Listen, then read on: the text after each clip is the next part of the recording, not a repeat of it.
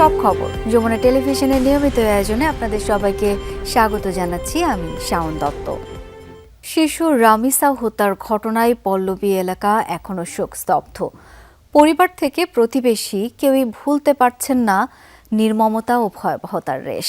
দ্রুততম সময়ে বিচার আর দৃষ্টান্তমূলক শাস্তির দাবিতে সকাল থেকেই রামিসার বাড়ির সামনে অনেকে অবস্থান করছেন। এই হত্যাকাণ্ডের বিচার দ্রুতই সম্পন্ন হবে, গোটা রাষ্ট্র সাক্ষী হবে সেই বিচারের, সেই আশ্বাস দিয়েছেন বিএনপির সংসদ সদস্য সেলিমা রহমান।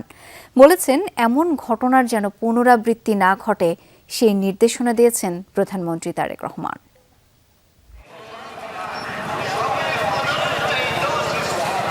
দেশজুড়েই শিশু রামিসা হত্যাকাণ্ডে শোক আর ক্ষোভ। প্রতিবাদে সংহতি জানাতে পল্লবীর বাসার সামনে ঢাকা ও ঢাকার বাইরে থেকে এসেছেন সাধারণ মানুষ। বিচার নিশ্চিত করে অপরাধীদের কঠোর সাজার দাবি সবার। আরো বিপরাই ছোট বাচ্চাকে তুই আমি জায়গা অনেক টেনশনে থাকি, চিন্তা ভাবনা থেকে আরে বিচার হওয়ার না কারণে তো সুযোগটা পেয়ে গেছে যে এটা বিচার হয় না দেখে কি জয় মাস জেল খাটুম, বছরখানি জেল খাটুম, সারা তো পেয়ে যাম, বিচার তো হইব না। প্রকাশ্যে একটা শাস্তির ব্যবস্থা করা হোক, ওকে দেখা যেন এরকম বলাৎকার থেকে শুরু করে এরকম ধর্ষণ এবং হত্যার অভিযোগে কেউ যেন অভিযোগী না হয়। জবানবন্দি দিয়েছে যে সে তাকে হত্যা করেছে, তার সাথে সহযোগিতা করেছে। তারপরও আমরা কিসের জন্য এখনো আমরা কালক্ষেপণ করছি? কার্যকর বিচার নেন যাতে কোনো দর্শক জামিনে না বের হতে পারে। রামিসার পরিবারের সাথে সমব্যথী হতে ব্রাহ্মণবাড়িয়া থেকে এসেছেন কন্যা হারানো আরেক পিতা মোহাম্মদ সাদেক। জানান 6 বছরের মেয়ে নিশাদকে ধর্ষণের পর হত্যা করা হয়। আসামি গ্রেফতার হলেও অভিযোগপত্র দেয়নি পুলিশ। বিচার চান নিজ সন্তান হত্যারও। বাসা তো নাই, কি বলবো, যে অবস্থাতে যে অন্তকে ওনার সাথে দেখা করলাম তোকে আপনারা একটু শান্তি হবে। ওনার মেয়ে অতই অবস্থা হয়েছে, আমার মেয়ে অতই অবস্থা হইল। সকালে শোকাহত পরিবারকে সমবেদনা জানাতে যান বিএনপির সংসদ সদস্য সেলিমা রহমান ও নিপুণ রায়। আর কোনো বাবার বুক যেন খালি না হয় সেই কথা বলেন রামিসার বাবা। প্রধানমন্ত্রী যে আশ্বাস দিয়েছেন তার উপর আস্থা রাখতে চান তিনি। আমাকে যে আশ্বস্ত, যে ভালোবাসার যে স্বীকৃতি বা যে অঙ্গীকার দিয়ে গেছেন, আমি এর উপরেই আমি থাকতে চাই, আমার আর কোনো কিছুর প্রয়োজন নেই। সেলিমা রহমান বলেন রামিসা হত্যাকাণ্ডের বিচার দ্রুতই সম্পন্ন হবে, গোটা রাষ্ট্র সাক্ষী হবে সেই বিচারের। দুই এমপি জানান এই হত্যাকাণ্ডের মতো ঘটনার যেন পুনরাবৃত্তি না ঘটে সেই নির্দেশনা দিয়েছেন প্রধানমন্ত্রী তারেক রহমান। 17 বছরে যা করেছে আমরা 2 মাসে তার সম্পূর্ণ শেষ করতে পারব না। কাজেই মাননীয় প্রধানমন্ত্রী চেষ্টা করছেন, আমরাও চেষ্টা করছি। সেই দায়িত্ব নিয়ে তারা খুব দ্রুত এর বিচার করবেন যাতে করে জনগণের আস্থা ফিরে আসে। রামিসা এই হত্যাকাণ্ডের বিচার আপনি পাবেন। এই রামিসা হয়তো আমাদের কাছে ফিরে আসবে না, কিন্তু এই রামিসাকে কেন্দ্র করে আরো শত শত রামিসার জীবন রক্ষা পাবে। হত্যাকারী দৃষ্টান্তমূলক শাস্তির দাবিতে আন্দোলনে নেমেছেন বিভিন্ন শ্রেণী পেশা বয়সের মানুষ। শিশু নিরাপত্তা নিশ্চিত আর বিচার বিভাগের প্রতি মানুষের আস্থা ফেরাতে দ্রুত বিচারই এখন সবচেয়ে বড় প্রত্যাশা। লাভলি বিথি, যমুনা নিউজ, ঢাকা। বাংলাদেশের প্রথম 5D AI ইনভার্টার যুক্ত সর্বোচ্চ বিদ্যুৎ সাশ্রয়ী যমুনা এয়ার কন্ডিশনার। শিশু রামিসার হত্যাকারীর কঠোর ও প্রকাশ্যে মৃত্যুদণ্ডের দাবিতে মিরপুর 10 নম্বর গোল চত্বরে পালন করা হয় ব্লকেট কর্মসূচি। এতে যোগ দিয়েছেন সমাজের সর্বস্তরের মানুষ। জুমার নামাজের পর মিরপুরের বিভিন্ন জায়গা থেকে প্রতিবাদ মিছিল নিয়ে কর্মসূচিতে যোগ দেন বিভিন্ন শ্রেণী পেশার মানুষ। এই মুহূর্তে সড়কে যান চলাচল সম্পূর্ণ বন্ধ। বিক্ষোভকারীদের দাবি দ্রুততম সময়ের মধ্যে অপরাধীদের দৃষ্টান্তমূলক শাস্তি দিতে হবে। এ সময় প্রকাশ্যে মৃত্যুদণ্ড কার্যকরের দাবিও তোলেন অনেকে। তাদের দাবি সাজা নিশ্চিত করা না গেলে সমাজে বাড়তেই থাকবে অপরাধ প্রবণতা। মঙ্গলবার সকালে মিরপুরের একটি ভবন থেকে রামিসার খণ্ডিত মরদেহ উদ্ধার করে পুলিশ। ততক্ষণে পালিয়ে গেছে মূল অভিযুক্ত সোহেল রানা। ঘটনাস্থল থেকেই তার স্ত্রী স্বপ্না আক্তারকে গ্রেপ্তার করা হয়। সেই রাতে গ্রেপ্তার হলে 164 ধারায় আদালতে স্বীকারোক্তিমূলক জবানবন্দি দেন সোহেল রানা।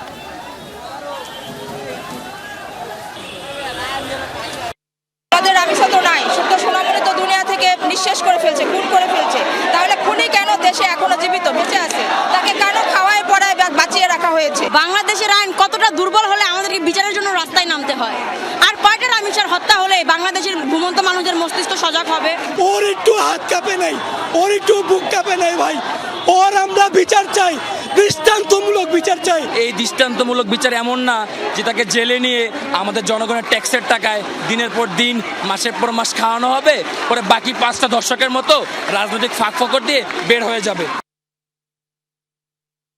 পল্লবীতে শিশু রামিসার বাসার সামনে রয়েছেন সহকর্মী মশিউর অনেক, যুক্ত হচ্ছেন তিনি। অনেক, এই মুহূর্তে সেখানকার কি অবস্থা দেখতে পাচ্ছেন?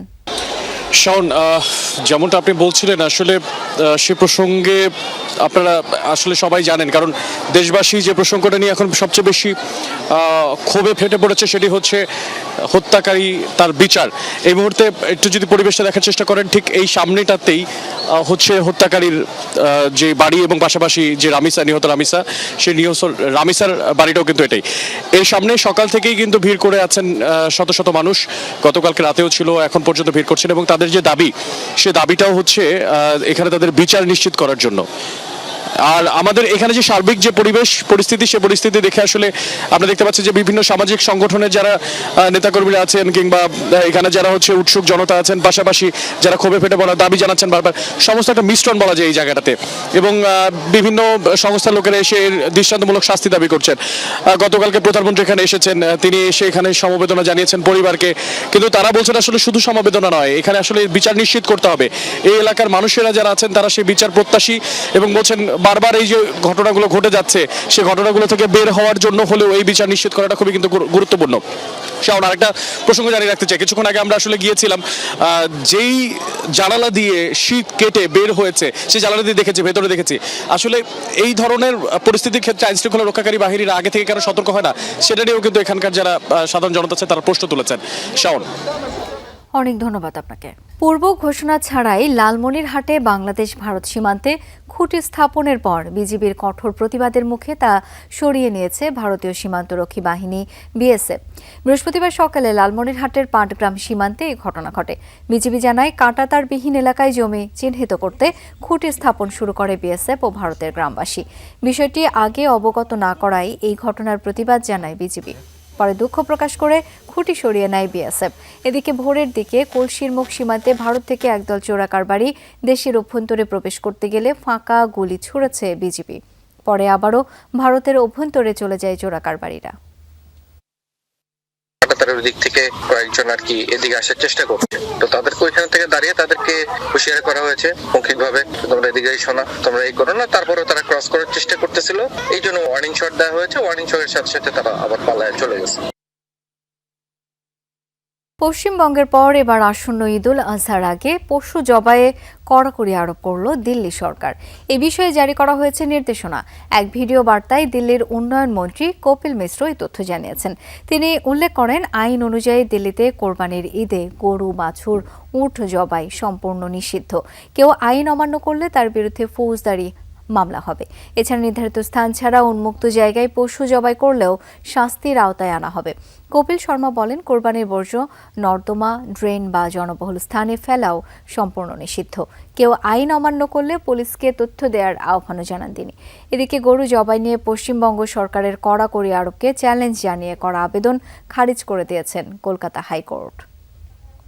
সরকারি কর্মকর্তাদের বদলি এবং পদোন্নতির নামে প্রতারণার অভিযোগে স্বরাষ্ট্র মন্ত্রণালয়ের এক নারী কর্মকর্তা সহ দুজনকে গ্রেপ্তার করেছে ডিবি পুলিশ। চক্রটি দীর্ঘদিন স্বরাষ্ট্র সহ বিভিন্ন মন্ত্রণালয়ের পরিচয়ে প্রতারণা করে আসছিল। গোয়েন্দা প্রধান শফিকুল ইসলাম জানিয়েছেন, চক্রটির সাথে ঊর্ধ্বতন কর্মকর্তাদের আর কেউ জড়িত কিনা তা খতিয়ে দেখা হচ্ছে। স্বরাষ্ট্রসহ বিভিন্ন মন্ত্রণালয়ের পরিচয়ে বদলি ও পদোন্নতির প্রলোভন দেখিয়ে একটি চক্র অর্থ হাতিয়ে নিচ্ছে, এমন তথ্য ছিল গোয়েন্দাদের কাছে। জানিয়ে অনুসন্ধানে নামে ডিবি পুলিশের সাইবার বিভাগ। বুধবার রাতে পশ্চিম রামপুরার এক বাসায় অভিযান চালিয়ে প্রথমে আমিনুর রহমান শান্তকে গ্রেপ্তার করে গোয়েন্দারা। পরে তার দেয়া তথ্যে গ্রেফতার হন নীলুফা সুলতানা। ডিবি পুলিশ জানায়, সে স্বরাষ্ট্র মন্ত্রণালয়ের শৃঙ্খলা অধিশাখা 2-এর ব্যক্তিগত কর্মকর্তা। তারই সহযোগী শান্ত। নীলুফা সুলতানা ব্যক্তিগত কর্মকর্তা, শৃঙ্খলা অধিশাখা 2, স্বরাষ্ট্র মন্ত্রণালয়। তাকে গ্রেপ্তার করা হয়। আমরা প্রায় 20-22 পাতার মতো করেছি, ওখানে মেসেজ পেয়েছি। ওনারা বিভিন্ন জনের সঙ্গে বসেছে, বায়োডাটা নিয়েছে এবং কিছু বদলি অর্ডারও দেখলাম ওনারা আপলোড করেছে।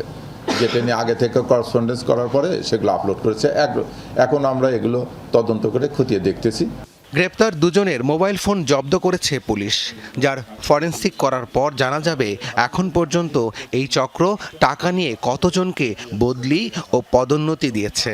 গোয়েন্দা প্রধান জানান, চক্রটির সাথে মন্ত্রণালয়ের ঊর্ধ্বতন আর কেউ জড়িত কিনা তা খতিয়ে দেখা হচ্ছে। মেসেজ কন্টেন্টগুলোতে এরকম দেখা যাচ্ছে যে তারা ওই কথা বলতেছে, মানে আগে থেকে একটা বদলির জন্য পার্সু করেছে, আবার পরে দেখলাম যে সেই বদলি অর্ডারটাও পরে করছে, সেখানে অ্যাটাচ করে আবার পাঠায় দিয়েছে ওখানে। তাই এগুলো আমরা এখন তদন্ত করে দেখতেছি। আমরা তো কেবল কালকে রাত্রে তাকে নিয়ে আসলাম, আমরা এটা একবার পুঙ্খানুপুঙ্খভাবে তদন্ত করব এবং এই জন্যই আমাদের ডিভাইসগুলো ফরেনসিক করা দরকার, এই জিনিসগুলোর সত্যতা যাচাইয়ের জন্য। এদিকে অভিনব কায়দায় নির্মাণ শ্রমিক সেজে ইয়াবা পাচারকালে এক নারীসহ 3 জনকে গ্রেপ্তার করেছে গোয়েন্দা পুলিশ। রাবি সিদ্দিকী, যমুনা নিউজ, ঢাকা। দেশে হাম ও উপসর্গ নিয়ে মৃত্যু বাড়ছে। 24 ঘন্টায় প্রাণ গেছে আরও 11 জনের। এর মধ্যে সিলেট বিভাগে মৃত্যু হয়েছে 5 শিশুর। প্রাদুর্ভাব শুরুর পর সিলেট অঞ্চলে প্রাণ গেল 47 জনের। হামের উপসর্গ নিয়ে নতুনভাবে জেলার বিভিন্ন হাসপাতালে ভর্তি হয়েছেন 74 জন, মোট চিকিৎসাধীন 286 জন। বরিশাল, ময়মনসিংহ, রংপুর, খুলনা ও চট্টগ্রাম বিভাগের বিভিন্ন হাসপাতালেও রোগীদের ভিড় রয়েছে। কিছু কিছু স্থানে শয্যার সংকট দেখা দেয়, মেঝেতে রেখেও রোগীদের চিকিৎসা চলছে। একসময় নিয়ন্ত্রণে থাকা এই রোগ আবারও ভয়ঙ্কর হয়ে ওঠায় উদ্বিগ্ন অভিভাবকরা। এই মহামারী বা কোন ভাইরাস আইলে তো মানুষের মনের মধ্যে অবশ্যই আতঙ্ক থাকে, তো অবশ্যই বই কাজ করতেছে। জি, আমি ছাত্র মেডিকেল আসলাম, ওখান থেকে আমার রেফার করছে, কইছে যে অনাওয়া লাগে অন্য চিকিৎসাটা ভালো হয়।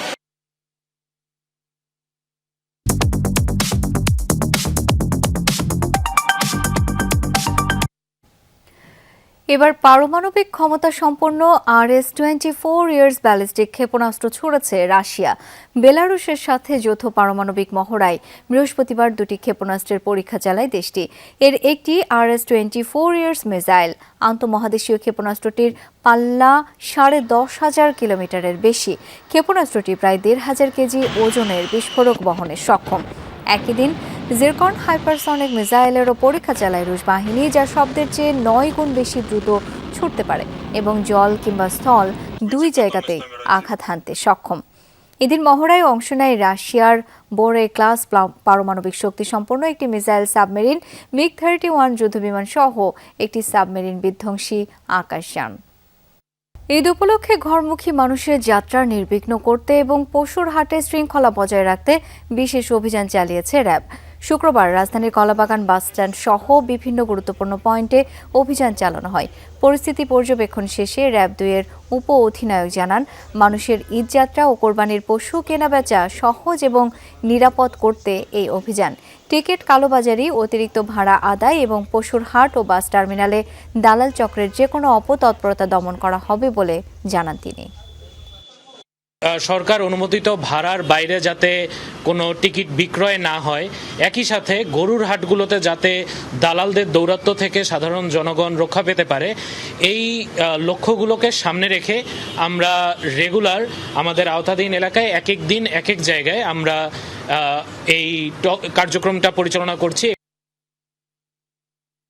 হরমুজ প্রণালী দিয়ে জাহাজ চলাচলের উপর যে কোনো ধরনের টোল আরোপের বিরোধিতা করে যুক্তরাষ্ট্র, এমন মন্তব্য করেছেন মার্কিন প্রেসিডেন্ট ডোনাল্ড ট্রাম্প। জানান, এই বিষয়ে ইরান ওমানের আলোচনার খবর পর্যবেক্ষণ করছে যুক্তরাষ্ট্র। ডোনাল্ড ট্রাম্পের দাবি, কৌশলগত জলপথটিতে সামুদ্রিক যান চলাচলের উপর সম্পূর্ণ নিয়ন্ত্রণ রয়েছে মার্কিন বাহিনীর, যেখানে ইরানের বন্দর ঘিরে কার্যকর রয়েছে নৌ অবরোধ।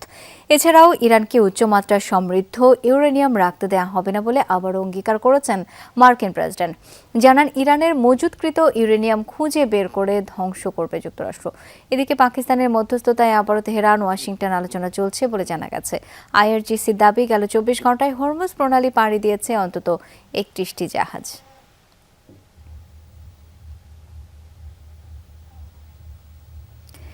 এই ছিল সব খবরের আজকের আয়োজন। ধন্যবাদ এতক্ষণ সাথে থাকার জন্য।